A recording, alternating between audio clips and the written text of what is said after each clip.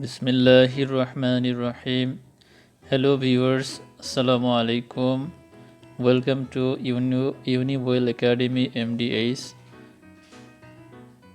I hope you are all fine and good. Today I am going to deliver a new lecture on completing sentences part 4. I hope you have already gone through my last lectures. There were 27 rules already, and I am going to discuss onwards from 28 rule to 38. I hope this will complete your preparation on this topic. Dear students and viewers, I expect your concentration and valuable subscription to this channel so that I feel encouraged to go onward. Dear audience, I am Muhammad Dilwar Hussain, 35th BCS Education Cadre, Lecturer English, Jhalokati Government Women's College, Jhalokati. I am the proprietor of this channel. Its name is Univoil Academy MDAs. I hope you will subscribe to this channel and encourage me. So let's start our new lecture. Thank you very much.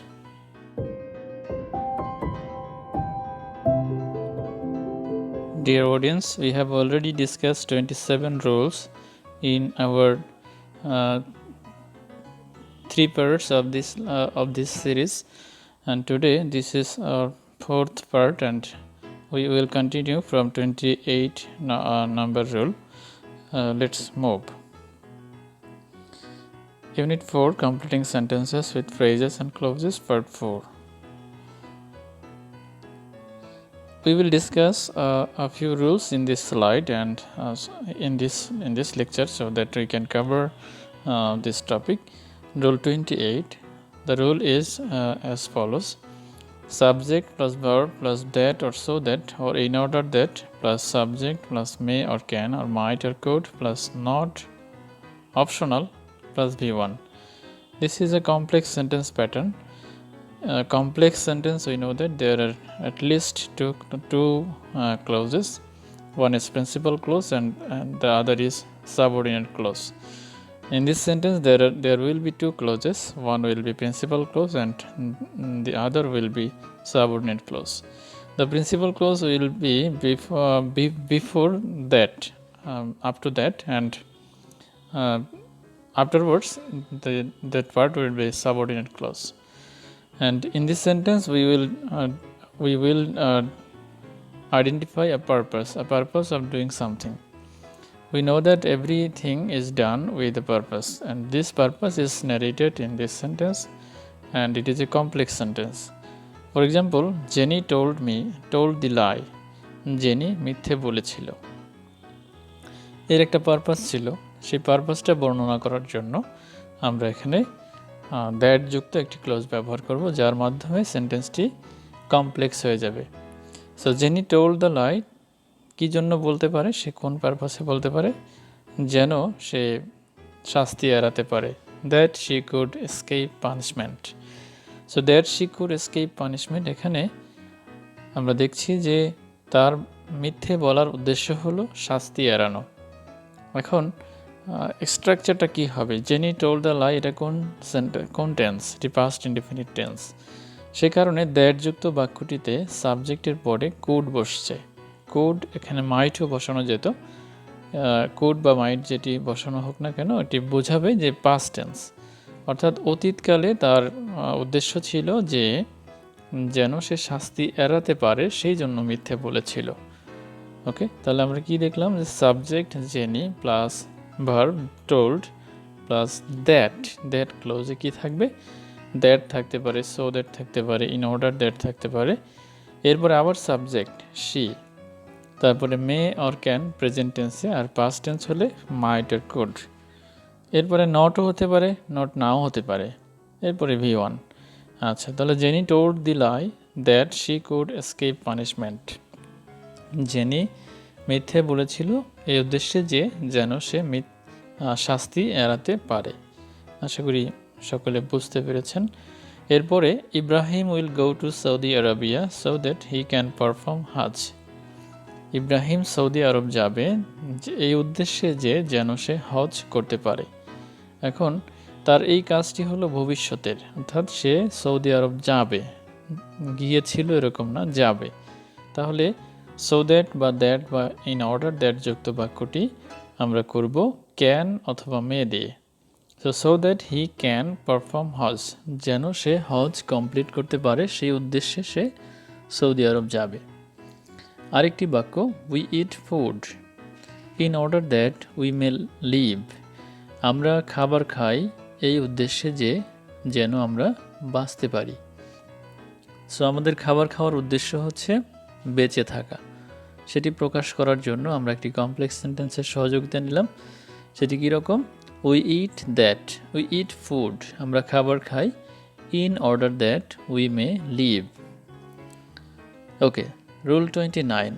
এই রুলটিও আগের রুলটির একটি অনুরূপ, তবে এখানে পার্থক্য হলো আগের বাক্যটি ছিল কমপ্লেক্স সেন্টেন্স, এই বাক্যটি হবে সিম্পল সেন্টেন্স, অথবা আগেরটি ছিল সিম্পল কমপ্লেক্স স্ট্রাকচার আর এটি হবে সিম্পল স্ট্রাকচার। আচ্ছা, এখানে দুইটি ভাবে প্রকাশ করা যায়। একটি হচ্ছে subject plus verb plus to or in order to plus V1, অর্থাৎ সাবজেক্ট এরপরে ভার্ব দিয়ে টু বা ইন অর্ডার টু দিয়ে মূল ভার্ব দিলেই হয়ে যাবে। আরেকটি রূপ হলো with a view to look forward two অথবা ফর যুক্ত করে ভার্ব প্লাস আইএনজি দিয়ে। তাহলে খেয়াল রাখতে হবে যে যদি টু বা ইন অর্ডার টু থাকে শুধু, তাহলে সেখানে V1 দিব। অন্যদিকে যদি with a view to look forward to কিংবা ফর থাকে তাহলে ভার্ব প্লাস আইএনজি দিব। এই রুল 28 এবং 29 দুটো দ্বারাই উদ্দেশ্য বা পারপাস বোঝাবে। পার্থক্য হলো আগেরটি কমপ্লেক্স সেন্টেন্স আর এটি সিম্পল সেন্টেন্স। যেমন উই ইট ফুড, আমরা খাবার খাই, আগেও ছিল উই ইট ফুড, সেখানে ছিল ইন অর্ডার দ্যাট, দ্যাট ছিল, বাট এখানে সেটি থাকবে না, এখানে সরাসরি টু থাকবে। So we eat food to live. Okay, যদি আমরা ইন অর্ডার দ্যাট বা দ্যাট বসাই তাহলে কি হবে? That we may live. কিন্তু এখানে যেহেতু দ্যাট থাকবে না তাই এখানে হবে টু লিভ। আচ্ছা, তাহলে মূল কথা কি? We eat food to live, to যুক্ত মূল ভার্ব। ওকে, তাহলে এটি হলো উদ্দেশ্য বুঝাবে সিম্পল সেন্টেন্স। এখানে কোনো ক্লজ নাই, মানে একটা মাত্র ক্লজ, সেটি হচ্ছে উই ইট ফুড। আর আগের বাক্যটিতে দুটো ক্লজ ছিল, উই ইট ফুড একটি ক্লজ প্রিন্সিপাল ক্লজ, আর দ্যাট যুক্ত আরেকটি ক্লজ, সেটি হচ্ছে সাবঅর্ডিনেট ক্লজ। আচ্ছা, এরপরে হ্যাশপিল killed Fahim Saleh with a view to grabbing his money. Haspil Fahim সালেকে মেরেছিল, কেন মেরেছিল? With a view to grabbing his money, তার টাকা আত্মসাৎ করার জন্য। আমরা জানি যে পাঠাও এর যে পরিচালক বা উদ্যোক্তা ফাহিম সালে তাকে খুন করেছেন হ্যাশপিল নামক একজন আমেরিকান নাগরিক। তার উদ্দেশ্য ছিল ফাহিম সালের যে অর্থ সেটি আত্মসাৎ করা। তাহলে এখানে সেই উদ্দেশ্য প্রকাশ করার জন্য আমরা দুটো ফরম্যাট ব্যবহার করতে পারি, একটি কমপ্লেক্স, একটি সিম্পল। কমপ্লেক্স ব্যবহার করলে এখানে আমরা ব্যবহার করতে পারতাম হ্যাশপিল killed Fahim so that he might grab his money. কিন্তু এখানে যেহেতু সিম্পল ব্যবহার করতে হবে তাই উইথ এ ভিউ টু দিয়ে করলাম। উইথ এ ভিউ টু থাকলে কি হবে? ভার্ব প্লাস আইএনজি হবে। So with a view to grabbing his মানি। আবার টু দিয়েও করা যেত, শুধু টু, তাহলে কি হতো? হ্যাশপিল কিল্ড ফাহিম সালে টু, তখন হতো গ্রাব হিজ মানি। আর উইথ এ ভিউ টু বা লুক ফরওয়ার্ড টু কিংবা ফর থাকার কারণে কি হবে? গ্রাবিন। আচ্ছা, উই লুক ফরওয়ার্ড টু, আবার সেই একই rule, we look forward to, তাহলে enjoy plus ING, enjoying better days soon, আমরা সকলে ভালো দিনের প্রত্যাশা করছি। আমরা জানি যে এই মুহূর্তে সকলেই অনেক বিপদগ্রস্ত অবস্থায় আছি, এই বিপদ থেকে উদ্ধারের জন্য আমরা সকলেই প্রত্যাশা করছি যে ভালো দিন আসবে, অর্থাৎ অসুখ বা করোনা যে পরিস্থিতি সেটি দ্রুত মুক্তি পাবো আমরা। So we look forward to enjoying better days soon. তাহলে স্ট্রাকচারটি আমি আবার রিপিট করছি যে যদি that, so that, in order that থাকে তাহলে সেখানে কমপ্লেক্স সেন্টেন্স হয়, আর যদি টু বা ইন অর্ডার টু থাকে তাহলে সিম্পল সেন্টেন্স হয়। একইভাবে with a view two, look forward two বা ফর থাকলেও ভার্ব প্লাস আইএনজি হয়ে সিম্পল সেন্টেন্স হয়। আচ্ছা, যদি কোনো প্রবলেম থাকে তাহলে আবার বিস্তারিত পরবর্তীতে আলাপ করা যাবে ইনশাআল্লাহ, আপনারা কমেন্টে জানাবেন। আচ্ছা, আমরা মুভ করছি রুল 29-এর পরে রুল 30। এখানে শর্ত বুঝাবে। শর্ত যদি provided, provided that, providing that, তিনটি শব্দ provided, provided that, providing that, এই তিনটি শর্ত বোঝাবে। তো শর্ত হলে সেখানে একটি শর্ত দিতে হবে, সুইটেবল কন্ডিশন দিতে হবে। আচ্ছা, সরাসরি উদাহরণে যাচ্ছি। You may take my bicycle, তুমি আমার বাইসাইকেলটি নিতে পারো। একটা শর্ত সাপেক্ষে। কি শর্ত? Provided you return it by 5 PM, যদি তুমি 5টার মধ্যে এটি আমাকে ফেরত দাও। তাহলে যদি ফেরত দাও 5টার মধ্যে তাহলে নিতে পারো। সো এটা হচ্ছে শর্ত সাপেক্ষে। এখন শর্তটা বোঝানোর জন্য প্রোভাইডেড দিয়ে একটা শর্ত প্রকাশ করলেই হবে। শর্তটা ভবিষ্যৎ হতে পারে। আচ্ছা, তাহলে you may take my bicycle provided you return it by 5 PM। খেয়াল রাখতে হবে যে এখানে সবসময় মূল ভার্ব বসবে প্রোভাইডেডের পরে, মূল ভার্ব। ওকে, যে কোনো সাবজেক্টই হোক না কেন মূল ভার্ব হবে। আচ্ছা, অর্থাৎ এস বা ইয়েস যুক্ত করা যাবে না প্রেজেন্ট টেন্সে। Okay, mister Abir will donate money, mister Abir অর্থ দান করবেন, প্রোভাইডিং দ্যাট, যদি we make him the chief guest, যদি আমরা তাকে চিফ গেস্ট বানাই। অর্থাৎ আমরা যদি অনুষ্ঠানে তাকে চিফ গেস্ট করি তাহলে তিনি টাকা দিবেন বা অর্থ দান করবেন। Mister Abir will donate money providing that we make him the chief guest. আচ্ছা, প্রোভাইডেড দ্যাট স্টুডেন্টস, এরপরে provided that students use their time properly they can shine in life. কী শর্তে স্টুডেন্টস শাইন ইন লাইফ করতে পারে? শর্তটা হলো যদি তারা তাদের সময়কে যথাযথভাবে ব্যবহার করে। Provided that students use their time properly. এখানে লক্ষণীয় যে প্রোভাইডেড থাকলেও যেটি হবে, প্রোভাইডিং দ্যাট থাকলেও যেটি হবে একই হবে, প্রোভাইডেড দ্যাট থাকলেও সে একই হবে। প্রোভাইডেড, প্রোভাইডিং দ্যাট কিংবা প্রোভাইডেড দ্যাট তিনটি ক্ষেত্রেই একই প্রয়োগ হবে, সেটি কি সাবজেক্ট প্লাস মূল ভার্ব, এবং সেটির দ্বারা কি বোঝাবে? শর্ত বোঝাবে। আচ্ছা, যদি থাকে যে প্রোভাইডেড তাহলে আমরা কি করব? সেইখানে একটি সাবজেক্ট প্লাস মূল ভার্ব দিয়ে বাক্যটি পূর্ণ করব। যেমন you may take my bicycle provided, এরকম যদি থাকে তুমি আমার বাইসাইকেলটি নিতে পারো, বা my mobile, my laptop, my car etcetera নিতে পারো যদি, হ্যাঁ, যদি কি হতে পারে, যেটি তুমি 5টার মধ্যে ফেরত দিবে বা এটি আমাকে দিয়ে দিবে ইত্যাদি। হ্যাঁ, টাকা ধার নেওয়া, যা কিছু হোক না কেন তার একটা শর্ত থাকবে, সেই শর্তটা প্রোভাইডেড দিয়ে প্রকাশ করা সম্ভব। আচ্ছা, এটি কমপ্লেক্স সেন্টেন্স, কিন্তু খেয়াল রাখতে হবে এখানে দুটো ক্লজ থাকবে, একটি প্রাইমারি বা প্রিন্সিপাল ক্লজ, আরেকটি হচ্ছে সাবঅর্ডিনেট ক্লজ। যেমন প্রোভাইডেড যুক্ত যে ক্লজটি সেটি হবে সাবঅর্ডিনেট ক্লজ, আর বাকি যে ক্লজটি সেটি হবে প্রিন্সিপাল ক্লজ। আচ্ছা, rule 31, in case. In case অর্থ যদি, এটিও একটা শর্ত, তবে এখানে শর্তটা হবে কারণ বিষয়ক। হ্যাঁ, সুইটেবল রিজন, কারণ বিষয়ক। এটি সাধারণত প্রেজেন্ট টেন্সেই ব্যবহার হয়, অতীতকালে বা পাস্ট টেন্সে ব্যবহারও হতে পারে। যেমন in case it rains in torrents, যদি মুষলধারে বৃষ্টি হয়। আওয়ার লোল্যান্ডস মে বি ফ্লাডেড, আমাদের যে নিম্নাঞ্চল সেগুলো হয়তো বন্যা কবলিত হবে। এখন কখন হবে? যদি প্রচুর বা মুষলধারে ইন টরেন্টস বৃষ্টি হয়। In case it rains in torrents, সেটা প্রেজেন্ট টেন্সে আমি দিলাম, ইন কেস ইট রেইনস। ওকে, তাহলে কি হবে? মানে যদি বৃষ্টি হয় তাহলে নিম্নাঞ্চল ডুবে যেতে পারে। তাহলে এটা বৃষ্টি হওয়ার কারণে মূলত, হ্যাঁ, রিজন। স্টোর সাম ফুড, কিছু খাদ্য মজুত করে রাখো। In case you may need in rainy days, হয়তো তোমার দুর্দিনে প্রয়োজন হয়ে পড়বে।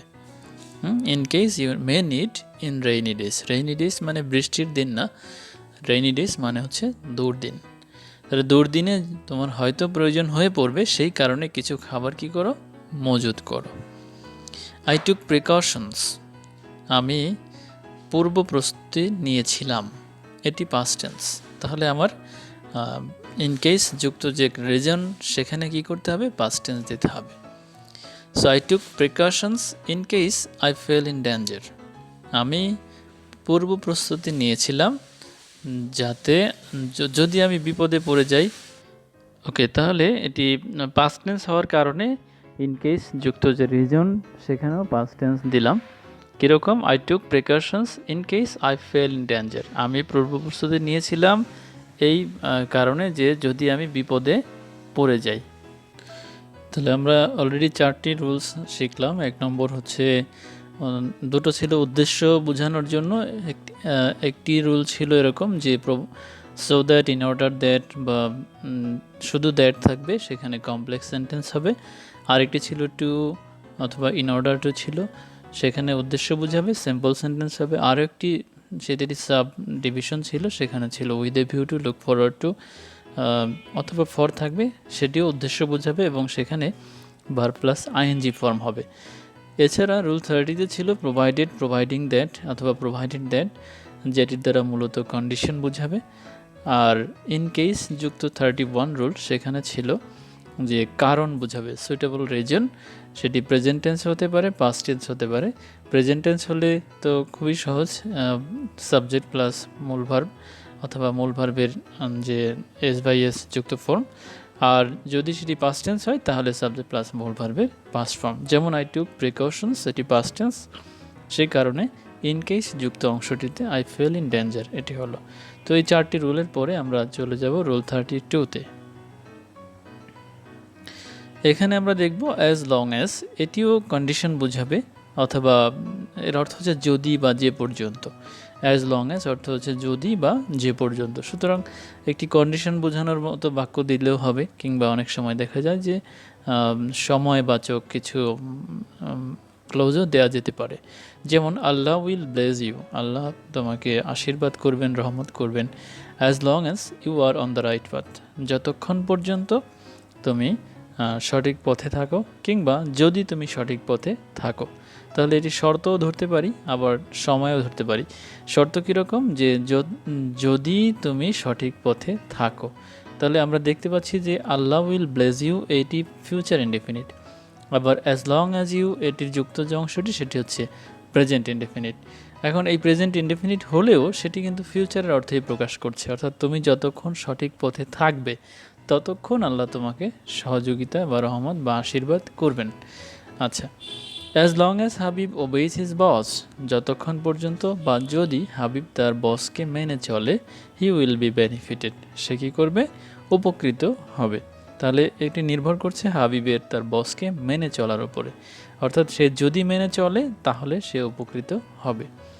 Rahman should try to help us as long as he can, রহমানের উচিত আমাদেরকে সহযোগিতা করার জন্য চেষ্টা করা, হ্যাঁ, as long as he can, যতক্ষণ পর্যন্ত বা যদি সে পারে।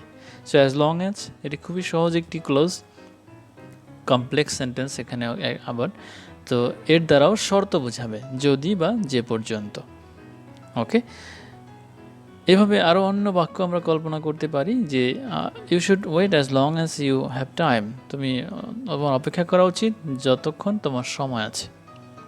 ওকে, আচ্ছা, অথবা you should try as long as you can, তুমি যতক্ষণ পারো ততক্ষণ চেষ্টা করে যাও, বা যে পর্যন্ত পারো সেই পর্যন্ত চেষ্টা করে যাও।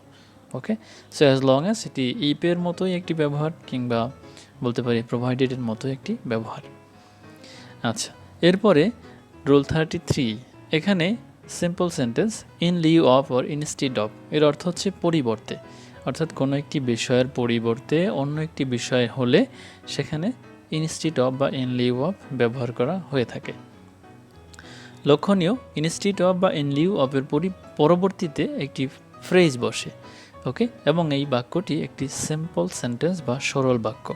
যেমন I switched to humanities instead commerce after HSC. আমি এইচএসসি পরীক্ষার পরে কমার্সের পরিবর্তে মানবিকে মানে ব্যবসায়ের পরিবর্তে মানবিকে চলে গেলাম। অর্থাৎ আমার এইচএসসি পরীক্ষার পরে পড়াশোনা বিজনেসে না রেখে কোথায় নিয়ে গেলাম? হিউম্যানিটিসে নিয়ে গেলাম। তাহলে যে পরিবর্তে বোঝানোর জন্য ইনস্টিটিউট অফ। আবার George gave me a panjabi in lieu of a shirt. George আমাকে একটি শার্টের পরিবর্তে পাঞ্জাবি দিল। ওকে, তাহলে হয়তো আমার একটা শার্ট পাওয়ার কথা ছিল বা শার্ট নেয়ার কথা ছিল, কিংবা তার একটি শার্ট আমাকে দেওয়ার কথা ছিল, কিংবা আমার একটি শার্টের পরিবর্তে সে একটি পাঞ্জাবি আমাকে দিল। অর্থাৎ পরিবর্তন বোঝানোর জন্য ইন লিউ অফ বোঝালো ব্যবহার করলাম। লক্ষণীয়, ইন লিউ অফের পরে শুধু দুটো শব্দ বসছে, এ শার্ট, যা একটি ছোট্ট ফ্রেজ। অর্থাৎ এই বাক্যটি একটি সিম্পল বাক্য। Now students go to Australia institute of America for higher education. বর্তমানে শিক্ষার্থীরা আমেরিকাতে যাওয়ার পরিবর্তে অস্ট্রেলিয়াতে যায় উচ্চশিক্ষা গ্রহণের জন্য। অর্থাৎ উচ্চশিক্ষার জন্য আগে শিক্ষার্থীরা প্রচুর আমেরিকায় যেত, এখন তারা প্রচুর পরিমাণে কোথায় যায়? অস্ট্রেলিয়াতে যায়। তাহলে আমেরিকার পরিবর্তে ইনস্টিটিউট অফ আমেরিকা, তারা কোথায় যায়? অস্ট্রেলিয়াতে যায়। সো এখানে ফর হায়ার এডুকেশন শব্দটি না দিলেও চলতো। Now students go to Australia institute of America, সেটি দিলেও হতো। অর্থাৎ সংক্ষেপে বললে ইনস্টিটিউট অফ বা ইন লিউ অফের পরবর্তীতে আমরা শুধু একটি ফ্রেজ বা একটি শব্দ বসালেই চলবে। আচ্ছা, তারপরে রুল 34। এখানে আমরা দেখব উইদাউট। উইদাউট শব্দটির অর্থ হচ্ছে ব্যতিরেকে বা ছাড়া।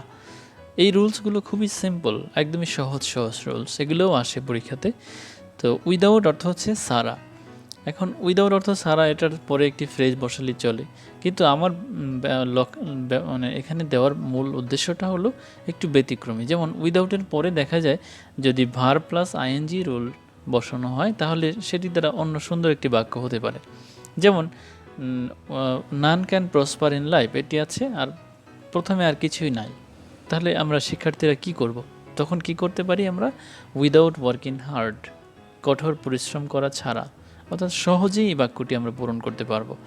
Without working hard none can prosper in life.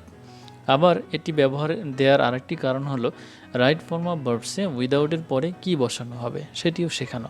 তো উইদাউটের পরে রাইট ফর্ম অফ ভার্বসে আমরা কি করব? ভার্ব প্লাস আইএনজি বসাবো। Without work plus ING, working. Without working hard none can prosper in life. তাহলে আমরা দেখলাম যে উইদাউটের পরে ভার্ব প্লাস আইএনজি হয়, এটি রাইট ফর্ম অফ ভার্বসের একটি উদাহরণ, আবার সিম্পল সেন্টেন্সের একটি উদাহরণ, আবার এখানে কমপ্লিটিং সেন্টেন্সেরও একটি উদাহরণ। তিনটি কাজ একসাথে করার উদ্দেশ্যেই মূলত উইদাউটের এই রুলটি ব্যবহার করলাম। আবার ব্যতিক্রম আমরা দেখছি, without money life is very tough. টাকা ছাড়া জীবন খুব কষ্টকর। ওকে, তো যদি এরকম থাকে life is very tough dash, তাহলে কি দিব? সিম্পল উইদাউট মানি দিতে পারি, উইদাউট মানি, উইদাউট ফ্রেন্ড দিতে পারি। ওকে, উইদাউট হোম বা এডুকেশন, শিক্ষা ছাড়া জীবন খুব কঠিন। অর্থাৎ লাইফ ইজ ভেরি টাফ, এরপরে ড্যাশ আছে শূন্য, তাহলে কি দিব সেখানে? Without money, without friend, without father mother parents, without shelter, without education, নানা জিনিস দেওয়া যেতে পারে। আচ্ছা, আমরা চলে যাচ্ছি রুল 35-এ।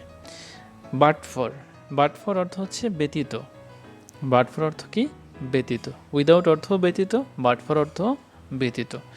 এই বাট ফর শব্দটিও মনে রাখতে হবে, কারণ এটি রিটেন ইংলিশে অনেক সময়ই দেখা যায় ব্যবহারটি, আবার স্পোকেন ইংলিশেও আসে, আর এই শূন্যস্থান পূরণের ক্ষেত্রে এটি প্রায়ই আসে। সুতরাং এই রুলটিও খুব কমন একটি রুল। সো বাট ফরের পরে আমরা কি বসাবো? উইদাউটের মতোই একটি ফ্রেজ বসাবো, simple phrase. But for your kindness, তোমার দয়া ছাড়া, আই উড সাফার এ লট, আমি প্রচুর ভুগতাম, কষ্ট পেতাম, দুঃখ পেতাম। অর্থাৎ আমি খুব কষ্ট পেতাম, বাট ফর ইউর কাইন্ডনেস, তোমার দয়া ছাড়া। এখানে কিন্তু আমরা উইদাউট বসালেও চলতো, অর্থাৎ without your kindness I would suffer a lot, সেটিও অ্যাপ্রোপ্রিয়েট হতো। কিন্তু বাট ফর দিয়ে শেখানোর উদ্দেশ্য হলো এই বাট ফর দিয়েও ইনকমপ্লিট সেন্টেন্স দিয়ে দিতে পারে। আবার but for using time properly, সময়কে যথাযথভাবে ব্যবহার করা ছাড়া বা ব্যতি রেখে no one will succeed in future, কেউ ভবিষ্যতে সফল হবে না। সো কেউ ভবিষ্যতে সফল হবে না, শর্তটা কি বা কারণটা কি? But for using time properly, সময়কে যথাযথভাবে ব্যবহার না করলে, সো বা ব্যবহার করা ছাড়া। তাহলে বাট ফর কিংবা উইদাউট দুটি এখানে ব্যবহার করা যেত। এই বাট ফর বা উইদাউট এর বিপরীত রুলটি হচ্ছে বাই বা 36, রুল 36। এখানে থাকবে by plus verb plus ING অথবা by plus a phrase. Okay, so by working hard, কঠোর পরিশ্রম করার দ্বারা all can prosper in life.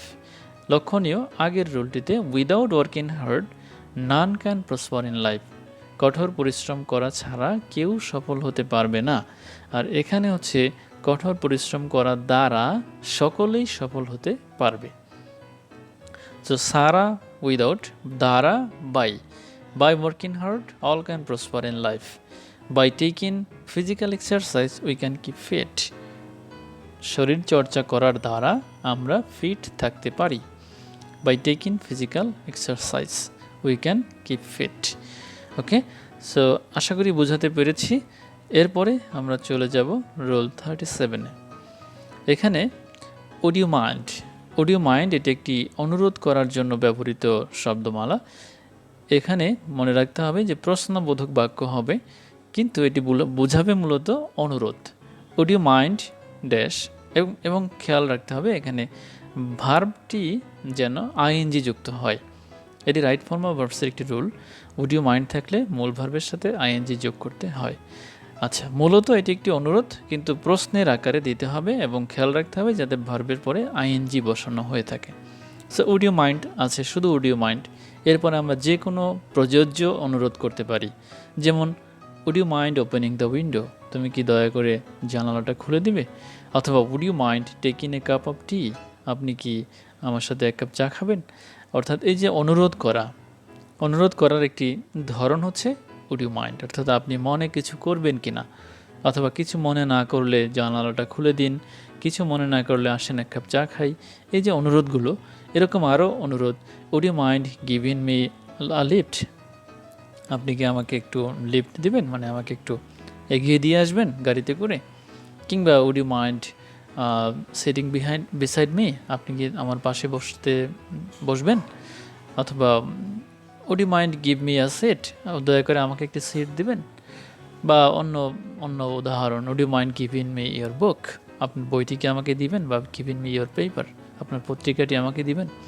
অর্থাৎ আমরা নানা রকম অনুরোধ করার জন্য উড ইউ মাইন্ড ব্যবহার করতে পারি। আবার এরকম হয়, would you mind passing with the salt, খাবার টেবিলে লবণের বাটিটা আমাদেরকে একটু এগিয়ে দিবেন? তো এই অনুরোধ করার জন্য উড ইউ মাইন্ড ব্যবহার করতে পারি। তো খেয়াল রাখতে হবে ভার্বের সাথে আইএনজি বসাতে হবে এবং বাক্যের শেষে প্রশ্নবোধক চিহ্ন বসাতে হবে। কিন্তু এটি প্রশ্ন নয়, আবার এটি কন্টিনিউয়াস সেন্টেন্সও নয়, এটি হচ্ছে একটি অনুরোধ। অর্থাৎ এটা অনুরোধ যেহেতু আমরা বলতে পারি এটা ইম্পারেটিভ সেন্টেন্স, বাট এটা ভিন্ন রকম ইম্পারেটিভ সেন্টেন্স।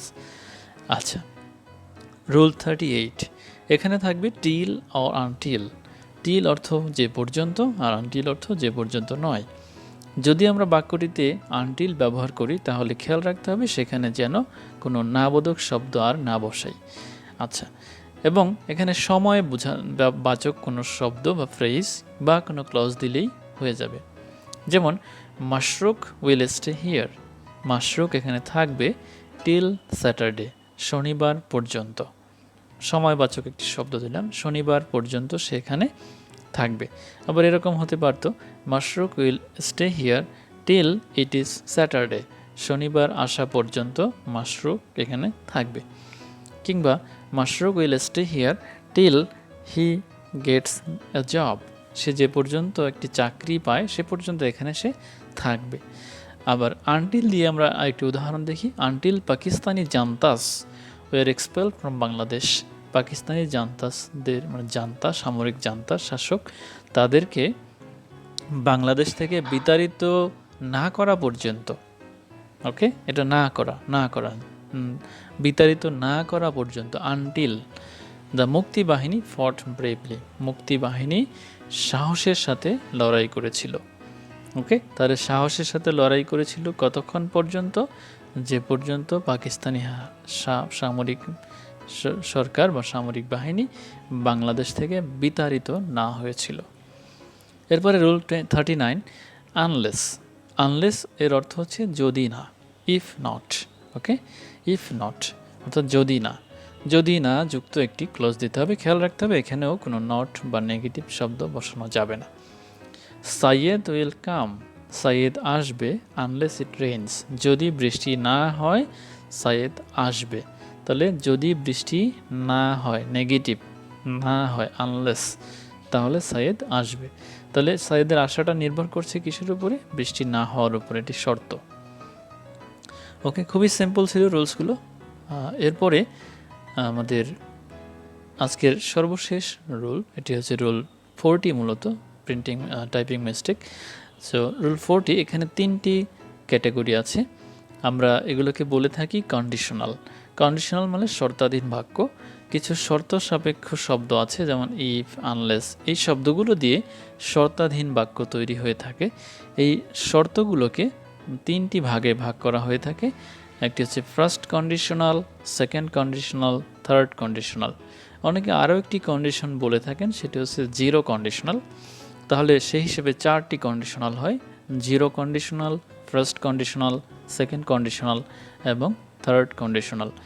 এখন এই কন্ডিশনাল নিয়ে বিস্তারিত ক্লাস আমরা পরবর্তীতে করব, কিন্তু এখানে সংক্ষেপে বোঝানোর জন্য, যেহেতু স্লাইড অনেক বড় হয়ে গেছে, লেকচারটি সংক্ষেপ করার জন্য আমি বলতে চাই যে ফার্স্ট কন্ডিশনাল বা জিরো কন্ডিশনাল একই বিষয়। আচ্ছা, সেখানে শর্তযুক্ত যে বাক্যটি, সেই বাক্যটিতে একটি শর্তের উল্লেখ থাকবে। Mention of an event in the condition clause. Condition clause বা কন্ডিশনের যে অংশ, সেখানে একটি শর্ত উল্লেখ থাকবে। The condition may be fulfilled or not. সেই শর্তটি হয়তো পূরণ হবে কিংবা পূরণ হবে না। ওকে, যদি শর্তটি পূরণ হয় তাহলে বাকিটা হবে, অর্থাৎ শর্তটি পূরণ হওয়ার সম্ভাবনা আছে। ওকে, প্রবাবিলিটি আছে, প্রবাবল পসিবিলিটি বলে এটাকে। তাহলে কন্ডিশন ক্লোজটি হবে প্রেজেন্ট ইনডেফিনিট টেন্স, এবং প্রিন্সিপাল ক্লোজ যেটি, সেটি হবে ইম্পারেটিভ সেন্টেন্স কিংবা প্রেজেন্ট ইনডেফিনিট টেন্স কিংবা ফিউচার ইনডেফিনিট টেন্স। এখন যদি প্রেজেন্ট ইনডেফিনিট হয় তাহলেই তাকে বলা হবে জিরো কন্ডিশনাল। হ্যাঁ, অর্থাৎ দুইটা সাইডেই প্রেজেন্ট হলে সেখানে সেটিকে বলা হয় জিরো কন্ডিশনাল। আবার জিরো কন্ডিশনাল বিষয়টা যেহেতু একটু জটিলতা তৈরি করছে, সেহেতু ওটা বাদ দিয়ে আমরা সরাসরি ফার্স্ট কন্ডিশনাল হিসেবে ধরি। যে ফার্স্ট কন্ডিশনালে সহজ যে রুলটি, সেটি হলো কন্ডিশনাল বাক্যটি হবে প্রেজেন্ট টেন্স, আর মেইন যে বাক্যটি সেটি হবে হয় প্রেজেন্ট টেন্স অথবা ফিউচার টেন্স অথবা ইম্পারেটিভ সেন্টেন্স। ওকে, অর্থাৎ if plus present or future or infinitive, যা বলি। উদাহরণ দেখি, ইফ সানি কামস, যদি সানি আসে। এখন যদি সানি আসে, এখানে কোন টেন্স আছে? এটি নিশ্চয়ই প্রেজেন্ট। যদি সানি আসে, এখন সানির আসার সম্ভাবনা আছে নাকি? প্রবাবিলিটি আছে। তো প্রবাবিলিটি থাকার কারণে পরবর্তী যে কাজটি, সেটিও হওয়ার সম্ভাবনা থাকবে। যেমন সানি যদি আসে, তার আসার সম্ভাবনা আছে। যদি আসে তাহলে কি হতে পারে? আমি যাব, I shall go. If Sunny comes I shall গো। যদি সানি আসে তাহলে আমি যাব। এখানে যে আমি যাব, এটি হচ্ছে মেইন ক্লজ, আর ইফ যুক্ত অংশটি হচ্ছে কন্ডিশনাল ক্লজ, অথবা ইফ যুক্ত অংশটি হচ্ছে সাবঅর্ডিনেট ক্লজ, আর আই শ্যাল গো এটি হচ্ছে প্রিন্সিপাল ক্লজ। এই প্রিন্সিপাল ক্লজটি আছে ফিউচার টেন্সে, আর সানি কামস এটি আছে প্রেজেন্ট টেন্সে। আমরা সূত্রে যাই, সূত্রটি কী ছিল? If plus present plus future অথবা প্রেজেন্ট। তাহলে ইফ সানি কামস এটি প্রেজেন্ট, আর আই শ্যাল গো এটি future. If you want to succeed, যদি তুমি সফল হইতে চাও, ওয়ার্ক ডিলিজেন্টলি, তাহলে ডিলিজেন্টলি কাজ করো, অর্থাৎ সিনসিয়ারিটির সাথে, অত্যন্ত ধৈর্যের সাথে নিয়মিতভাবে কাজ করো। এই যে if you want to succeed, এটি কোন টেন্স? Present tense. তুমি সাকসিড হতে চাইলে, নিশ্চয়ই তুমি চাইতে পারো, সম্ভাবনা আছে। সেক্ষেত্রে ওয়ার্ক ডিলিজেন্টলি। এখন লক্ষণীয়, ওয়ার্ক ডিলিজেন্টলি এটি ইম্পারেটিভ সেন্টেন্স। ওকে, তাহলে ইফযুক্ত অংশটি প্রেজেন্ট আছে, সেই কারণে বাকি যে মেইন ক্লজটি সেটি আমি এখানে ইম্পারেটিভ দিতে পেরেছি। If you want to succeed work diligently, কঠোরভাবে বা নিয়মিতভাবে কাজ করে যাও। আনলেস ওয়ান স্ট্রাগলস হার্ড, যদি না কেউ কঠোর কাজ করে, স্ট্রাগল করে, পরিশ্রম করে, ওয়ান ফেলস ইন লাইফ, সে জীবনে কি হয়, ব্যর্থ হয়। এখন দুটো সাইডে এখানে প্রেজেন্ট টেন্স আছে। Unless one struggles hard, struggles এটি প্রেজেন্ট টেন্স, আবার ওয়ান ফেলস ইন লাইফ এটিও প্রেজেন্ট টেন্স। তাহলে এইটাকেই বলা হয় জিরো কন্ডিশনাল। আবার যেহেতু জিরো কন্ডিশনাল জটিলতা তৈরি করবে, তাই আমরা এটিকে প্রেজেন্ট ফার্স্ট কন্ডিশনাল হিসেবেই ধরে নিচ্ছি। So unless one struggles hard, one fails in life, যদি না একজন বা কেউ কঠোর কাজ না করে, তাহলে সে কী করে, ফেল করে। সেকেন্ড কন্ডিশনাল, এটি হচ্ছে if plus past indefinite plus subject plus would বা কুড বা মাইট প্লাস ভি1। আচ্ছা, এখানে মনে রাখতে হবে যে পাস্ট ইনডেফিনিট যেহেতু ইফযুক্ত বা শর্তধীন বাক্যটি যেহেতু পাস্ট ইনডেফিনিট, সেহেতু ওই অংশটি পূরণ হওয়ার সম্ভাবনা আর নাই, কারণ এটি পাস্ট হয়ে গেছে। হ্যাঁ, তো সম্ভাবনা যেহেতু নাই, সেহেতু বাকি অংশটি হবে উড বা কুড প্লাস মূল ভার্ব। কারণ কি, সম্ভাবনা যেহেতু নাই, এটিও হওয়ার সম্ভাবনা নাই। যেমন যদি আজকে রবিবার হতো, এখন আজকে তো শনিবার, রবিবার নয়। তো আজকে শনিবার হলে, রবিবার যেহেতু নয়, আজকে হলো শনিবার, তাহলে রবিবার কি হয়নি, আজকে পাস্ট, এটি আর হয়নি। তো সেই কারণে, বা আজকে আজকে শুক্রবার হতো, কিন্তু আজকে তো শুক্রবার নয়, আজকে শনিবার, তাহলে সেখানে কি দাঁড়ালো, যে শুক্রবার অতীত হয়ে গেছে। তো অতীত হয়ে যাওয়ার কারণে যদি শুক্রবার হইতো, তাহলে আমি হয়তো ঘুরতে যেতাম। এখানে যে ঘুরতে যেতাম, এটি এখন আর সম্ভব না, কারণ কি, আজকে শুক্রবার নয়। ওকে, তো আমার কাজটা হওয়া সম্ভব নয়, কারণ কি, শর্তটাই পূর্ণ হওয়া সম্ভব নয়। তো শর্ত পূর্ণ হওয়া সম্ভব না হলে যে মেইন ক্লোজটি হওয়া সম্ভব নয়, এই ধরনটাকেই বলা হয় সেকেন্ড কন্ডিশনাল। আবার এটাকে অন্যভাবে বলা হয় ইমপ্রবাবল পসিবিলিটি। সো এখানে কি থাকবে, ইফযুক্ত অংশটিতে একটি শর্ত থাকবে, mention of an event, the condition most likely not fulfilled, কন্ডিশনটা সম্ভব পূরণ হওয়া সম্ভব নয়। কন্ডিশন ক্লোজ পাস্ট ইনডেফিনিট, আর শর্তাধীন বাক্যটি বা ইফযুক্ত বাক্যটি থাকবে পাস্ট ইনডেফিনিট। আর মেইন যে বাক্যটি, মেইন ক্লোজ, সেটি কী হবে, subject plus would could might plus V one. Examples, unless Raka phoned Tina would go, যদি না রাকা ফোন করতো, টিনা যেত। তাহলে এই যে রাকা ফোন করেছিল বিধায় টিনা চলে গিয়েছে, ফোন না করলে যেত না। ওকে, ফোন করেনি, আনলেস রাকা ফন্ড, রাকা ফোন না করলে টিনা যেত।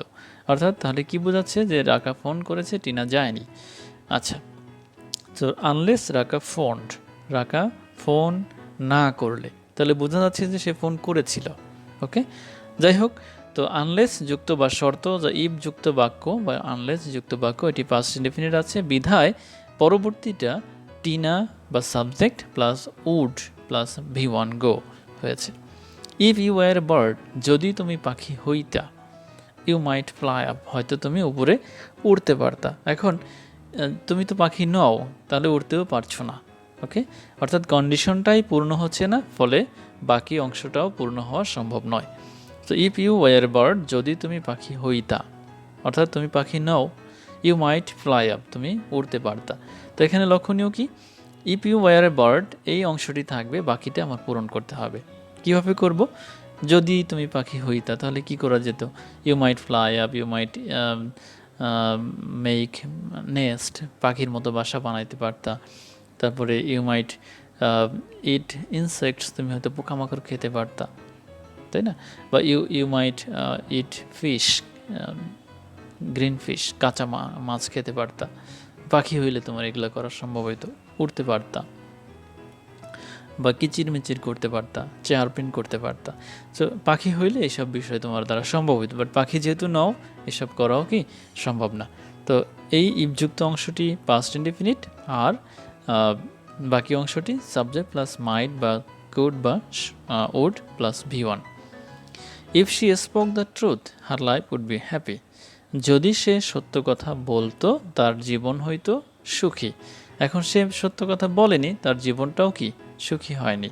সো ইফ যুক্ত অংশটি past indefinite. If she spoke the truth past indefinite, dash আছে, ড্যাশ থাকলে কি হবে, সে যদি সত্য কথা বলতো। এখন তুমি তোমার পছন্দ মতো একটি বাক্য দাও, কি দিতে পারো, her life would be happy, তার জীবন সুখী হতো, অথবা শি উড বি হ্যাপি, অথবা শি উড গেট পিস, সে শান্তি পেত।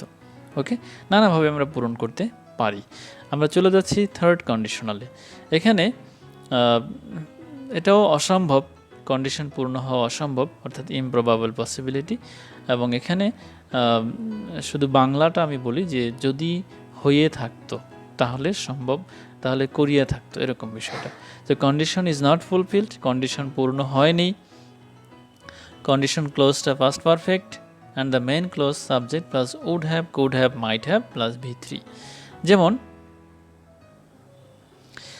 If the sun had risen in the west, যদি সূর্য পশ্চিম দিকে উঠে থাকতো, এটি কোনো দিন সম্ভব না। যদি সূর্য পশ্চিম দিকে উঠে থাকতো, অর্থাৎ এটি সম্ভব না। সম্ভব না হওয়ার কারণে বাকি যে অংশটি সেটি কি করে পূরণ করব, যদি সূর্য পশ্চিম দিকে উঠে থাকতো, ড্যাশ, ড্যাশে কি বসানো যেতে পারে, ড্যাশে বসানো যেতে পারে it would have set in the east, তাহলে এটি পূর্ব দিকে অস্ত যেত বা গিয়ে থাকতো। তাহলে যদি সূর্য পশ্চিম দিকে উঠে থাকতো, ইহা পূর্ব দিকে অস্ত গিয়ে থাকতো। বাট যেহেতু পশ্চিম দিকে উঠে না, সো পূর্ব দিকে অস্ত যায় না, দুটোই অসম্ভব। ওকে, তো সেক্ষেত্রে কি হলো, ইফযুক্ত অংশটি বা শর্ত অংশটি কি থাকে, subject plus past perfect tense, আর মেইন ক্লোজটি কি থাকে, subject plus would have plus V3, ভার্বের পাস্ট পার্টিসিপল। এখানে সেট হচ্ছে ভার্বের পাস্ট পার্টিসিপল। এটিরই একটি বর্ধিত রূপ হচ্ছে হ্যাড, অর্থাৎ এখানে আর ইফটা থাকবে না, হ্যাড প্রথমে চলে আসবে। যেমন had Fahad possessed magic power, যদি ফাহাদের ম্যাজিক পাওয়ার থেকে থাকতো, he would have built a castle, সে তাহলে একটি প্রাসাদ তৈরি করে থাকতো।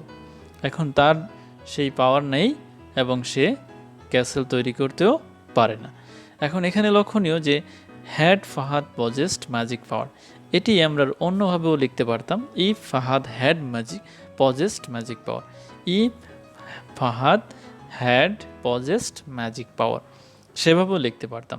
কিন্তু ইফটা এখানে বর্জন করে আমরা সরাসরি হ্যাড ব্যবহার করলাম এবং সেই কারণে একটু রোলটা ঘুরে গেল, had Fahad possessed magic power, যদি ফাহাদের ম্যাজিক পাওয়ার থেকে থাকতো, he would have built a castle, সে তাহলে একটি ক্যাসেল নির্মাণ করতে পারত। আচ্ছা, তো এই ছিল রুলসগুলো। 40টি রুলস আমরা আলোচনা করলাম, কমপ্লিটিং সেন্টেন্সেস এর 40টি রুলস আমরা আলোচনা করলাম। আশা করি এর মাধ্যমে আমাদের এই চ্যাপ্টারটি ভালো রেজাল্ট করা সম্ভব হবে। সো সবাইকে ধন্যবাদ। Follow me on YouTube, Uniwell Academy MDS, আমার যে চ্যানেলটি আছে সেখানে আপনাদেরকে অনুরোধ করছি চ্যানেলটি সাবস্ক্রাইব করার জন্য এবং লাইক করার জন্য, কমেন্ট করার জন্য বা প্রয়োজনে আনলাইক করার জন্য, আপনাদের পরামর্শ দিয়ে সহযোগিতা করার জন্য আপনাদের কাছে বিনীত অনুরোধ রইল। সবাইকে অনেক ধন্যবাদ। Stay at home, submit to Allah, stay safe. করোনার এই সময়ে মূল মন্ত্র হচ্ছে যত বেশি সম্ভব ঘরে থাকা এবং যত বেশি সম্ভব মহান আল্লাহর কাছে নিজেকে সাবমিট করে দেওয়া, তাহলেই আল্লাহ পাক আমাদেরকে নিরাপদে রাখবেন এই আশা করছি। তো সবাইকে ধন্যবাদ, থ্যাংক ইউ অল, আসসালামু আলাইকুম, আল্লাহ হাফেজ, see you soon in another video ইনশাআল্লাহ, আসসালামু আলাইকুম।